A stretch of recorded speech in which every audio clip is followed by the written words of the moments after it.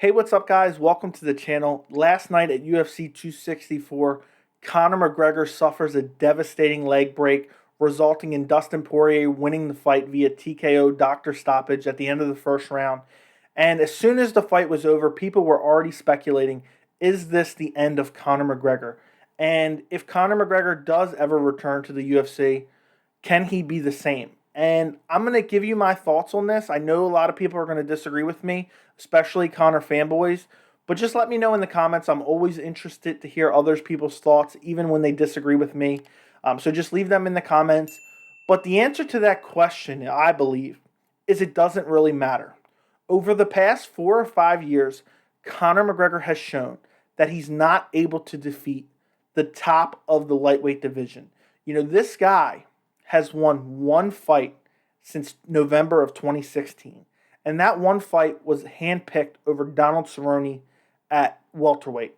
And Donald Cerrone at that point in time was coming off two stoppage losses to Tony Ferguson and Justin Gaethje.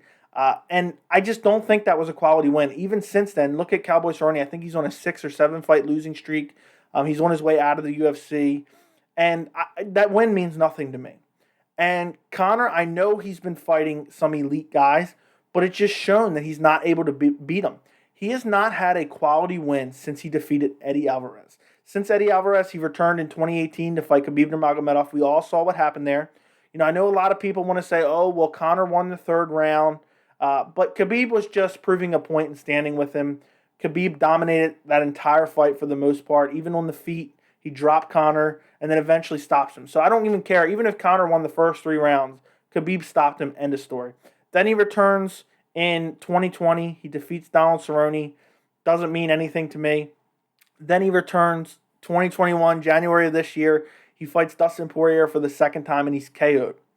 After that fight, in the lead up to this fight that just happened at 264, this guy made nothing but excuses. And I said in my pre-fight video that when you lose a fight and you make nothing but excuses for why you didn't win, whether you were training for a boxer or you gave away, you weighed in at 155 or all these litany of excuses.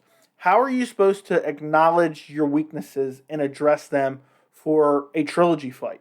And obviously he didn't, because if you watch my post fight already, I said I saw all I needed to see at UFC 264 before the leg break. I am 100% confident, in my opinion, in my mind, that Dustin Poirier was on his way to stop Conor McGregor in the second round. If it did make it to the second round, it could have arguably been stopped before that, but it was going to make it to the second round. The ref did not stop it until the leg break, at the end of the first. But I am confident that Dustin Poirier would have stopped him in that second round. Conor was exhausted. He had been beat up. And when that guy faces adversity, he just, there's plenty of guys that we've seen, whether it be Frankie Edgar or Dustin Poirier himself. When they face adversity, we know that they can come back. Conor McGregor is a guy, when he faces adversity, it's over for him. If he doesn't get you out of there in the first or second round, it is over for him. And he's shown that he cannot compete with these guys. I mean, I do not favor him. People are already talking about a fourth fight with Dustin Poirier. I don't give him a shot at all. And I picked him at UFC 257 in January of this year. I picked Conor McGregor, but I was wrong. Dustin Poirier went out there, mixed everything together, and he's the better overall mixed martial artist. You can talk about Conor striking, and I love watching Conor fight. I think MMA is more fun when Conor McGregor is in the sport. He brings a lot of eyeballs to the sport, and he's just a fun fighter to watch stylistically. He's a pressure fighter. He has great stand-up. But Dustin Poirier has shown twice that he is the better overall mixed martial artist. He mixes everything together. And he dominated Conor for 2 to 3 minutes on the ground. And he was looking for a finish very, very soon. And people also, I feel like a lot of Conor fanboys, I've watched some people's reaction to the fight.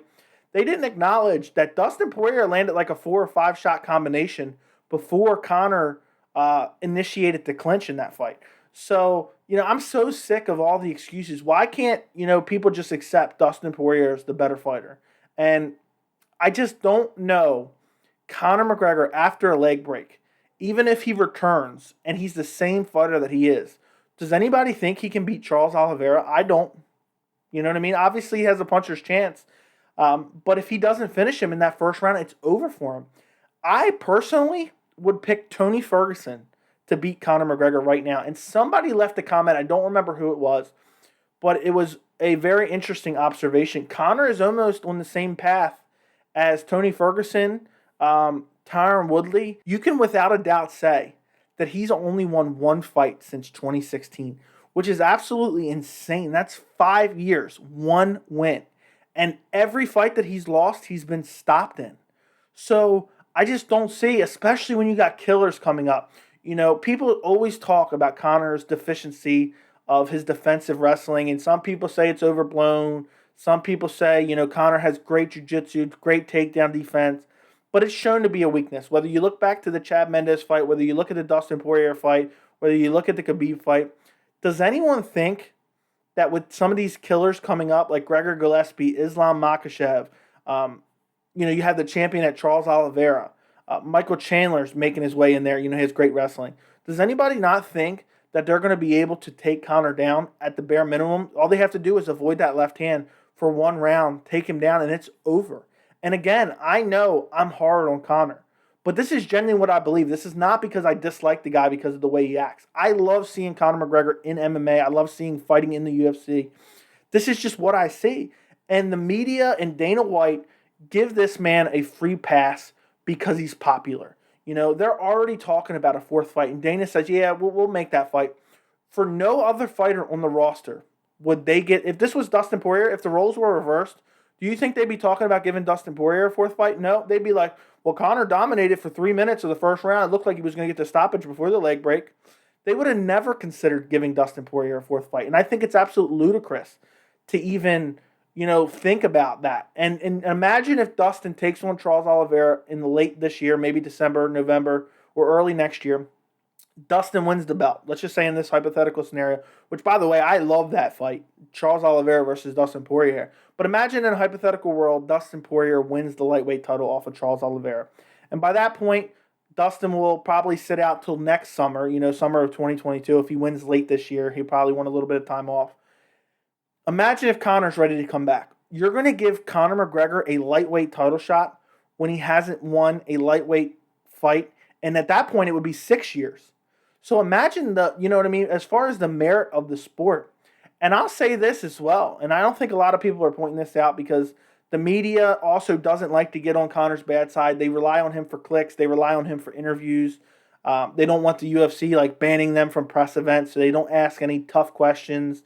They insist, just because a guy's a draw, he deserves a title shot. But I think whether it's Conor himself, whether it's his manager, whether it's his coaches, whether it's the UFC, his career has been grossly mismanaged because, to come out and get KO'd by Dustin Poirier and then insist on that rematch, when he clearly lost, you're just setting yourself up for failure. He should have took a step back. And I know it's hard when you have a guy who's such a massive superstar like Conor McGregor. Should have took a step back, a more manageable, winnable fight, maybe got back in the win column, and then made his way back to Dustin Poirier. But Dustin, Conor is so hard-headed, and, he insists every fight that he loses, he has to get back, which you can get that back down the line maybe. But to go back-to-back like that, if you're to lose, your career is, I don't want to say your career is done, but you're in a bad spot. Look at even, Max Holloway. This isn't a great example, but Max Holloway fought Alexander Volkanovski twice in a row, loses twice. Now he's in a weird spot where he's lost twice to the champion. So you're kind of in no man's land. We've seen it time and time again. We've seen Frankie Edgar lose to Benson Henderson twice, then have to change weight classes. It's just a slippery slope. And there's plenty of fights for Conor. But after that devastating injury, I don't know if he can even return to the level he's currently at. And the level he's currently at is not enough. And I know people don't want to hear that. They love Conor. And I love his style, and I love watching him fight, and I want to see him active. But I just don't know right now who would I favor him over in the lightweight division. The lightweight division is full of killers. And, whether it's Dustin, who's so durable, he's shown time and time again he can recover from adversity and win fights. You got Charles Oliveira, who's shown the same thing in the Michael Chandler fight. Also, not to mention his grappling skills, which is Conor's biggest weakness. I just don't know, and people are so desperate for it, but I don't know if Conor McGregor will ever be that guy that you guys want him to be again. And the media wants it so badly. You know, they're insisting, they're pushing Conor into title fights. The MMA media wanted this fight at 264 to be for the vacant belt. This was obviously before Oliveira versus Chandler was made, but they were saying, you know, they should make this trilogy for the belt. And if you guys remember back in January, they were insisting that Dustin versus Conor then be for the lightweight belt, which is just an absolute joke.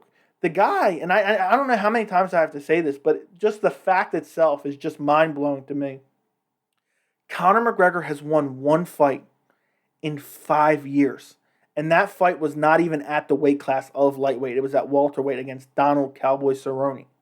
Come on now. Even the guys who love Conor, Donald Cowboy Cerrone, and, you know, that brings me to another point. You know, when Conor returned, he had the option to fight Cowboy or Justin Gaethje, and we see who he took. And that really spoke a lot to me and told me where Conor thinks he's at in his career. And the last thing I'll say, because I haven't ever talked about it on this channel, but I think it was really telling, and I know people will make excuses, oh, he just really wanted to fight and blah, blah, blah. Conor McGregor released some messages between him and Dana White last summer, and I think it was the most embarrassing moment of Conor McGregor's career. And he's had a lot of embarrassing moments, whether it's been the arrest, you know, the legal trouble, the accusations, you know, the punching the senior citizen in a bar because he didn't want to drink his whiskey. Conor's had a lot of embarrassing moments. But these messages that Conor himself released were, in my opinion, the most embarrassing moment of his career when he was begging Dana White to fight Diego the Nightmare Sanchez. That's crazy. That's absolutely insane. We know where Diego's at in his career at this point. You know, obviously he's no longer with the UFC. But now I'm starting to think about it. Maybe that's the fight to make now. You know, maybe Conor can return in 2022 and he can fight Diego Sanchez. They're about on the same level at this point in time. Okay, obviously that's an exaggeration. I'm being sarcastic there. So nobody take that literally. But I just think regardless, you know, and I want to see Conor back. I want to see him back at 100% health. I want to see him back, you know, at elite status. But I just think you guys who are such big fans of McGregor, it's not going to happen. So let me know in the comments what you guys think. Am I crazy? I love hearing your opinions, so just let me know. Please like the video if you enjoyed it. Thank you so much for watching, and I will see you in the next video.